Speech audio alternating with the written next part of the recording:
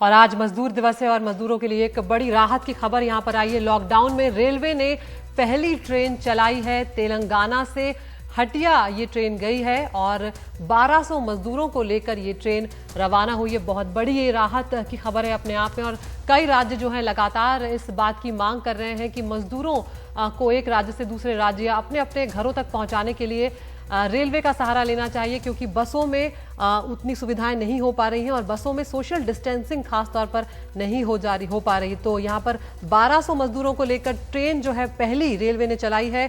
तेलंगाना से हटिया ये ट्रेन गई है। ज्यादा जानकारी के लिए हम रुख कर रहे हैं हमारे सहयोगी परिमल कुमार का। परिमल, क्या जानकारी मिल रही है इस ट्रेन को लेकर और मजदूरों के लिए खासकर ये बहुत बड़ी राहत की खबर है?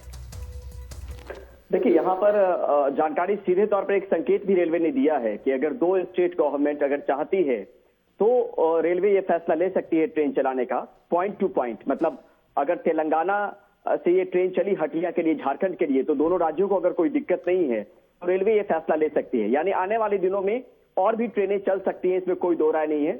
लेकिन इसमें दो चीजों का ख्याल बहुत रखा गया है। पहली चीज ये कि मास्क जो फेस कवर होता है, और दूसरा सोशल डिस्टेंसिंग, क्योंकि 72 सीट वाली बॉगी में महज 54 यात्री जो है उनको सफर करने की अनुमति मिली है।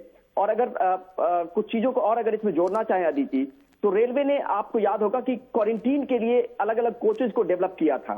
तो एक दिमाग में ये भी शामिल है रेलवे के कि उन कोच का भी इस्तेमाल यात्रियों को एक जगह से दूसरी जगह ले जाने में किया जा सकता है। और ये तमाम जो ट्रेनें चलेंगी, स्पेशल ट्रेनें जो भी चलनी है, वो स्लीपर क्लास की ही ट्रेनें होंगी। तो ये तमाम चीजें जो है वो आज पहली शुरुआत हुई है। कुछ जगहों से और खबर आ रही है, रेलवे से कंफर्म करना बचा हुआ है कि और कहां से ट्रेनें चल सकती हैं। लेकिन कल चिंतन मंथन का दौर भी चल रहा था। हालांकि लंबे समय तक एक मीटिंग चली थी और परसों कैबिनेट सेक्रेटरी से, जहां तक हमारी जानकारी है, रेलवे बोर्ड के चेयरमैन भी मिले थे। तो ये तमाम चीजों को लेके चिंता राज्य भी जता रही थी कि बसों को भेजना बहुत मुमकिन नहीं हो पाएगा अलग अलग दूरी वाले इलाकों में। तो ट्रेन एक जरिया है जिसके जरिए वो अपने मजदूरों को, अपने फंसे हुए लोगों को वापस बुला सकती है राज्य। लेकिन रेलवे ने एक चीज बहुत साफ किया है कि अगर दो राज्य चाहे तो पॉइंट टू पॉइंट ट्रेन को लेकर रेलवे ऐसा ही फैसला ले सकती है आने वाले दिनों में भी अलग अलग राज्यों को लेकर। बिल्कुल परिमल, ये बहुत ही राहत की खबर है। और परिमल, अब कहीं ना कहीं ये माना जा सकता है कि आने वाला जो वक्त है, यानी कि अब जब तेलंगाना से झारखंड के लिए ट्रेन चली है और जिस तरह से आपने कहा, तो अगर राज्य आपस में तय कर लें तो अब ट्रेनें चलना संभव है और मजदूरों की अब जिंदगी थोड़ी और आसान होने जा रही है। देखिए, यहाँ पर पूरी निगरानी जो है पीएमओ की है। कैबिनेट सेक्रेटरी बार बार मीटिंग लेते हैं और मीटिंग में 11 एम्पावर्ड ग्रुप भी बनाया गया है। तो वहीं से फैसला होना है, क्योंकि एक बार देखा हमने कि मुंबई की घटना हमारे सामने में भी है। तो ये फैसला वहीं से लिया जा रहा है। वहां से संकेत जरूर मिले होंगे। उसके बाद रेलवे बोर्ड ने यह फैसला लिया है कि अगर दो राज्यों को कोई दिक्कत नहीं है तो पॉइंट टू पॉइंट ट्रेनें चलाई जा सकती हैं। और उसी कड़ी में ये पहली ट्रेन आज सुबह 5 बजे वहां से रवाना हुई है 1200 मुसाफिरों को लेकर। और बताया जा रहा है कि रात के 11 बजे हटिया पहुंचेगी।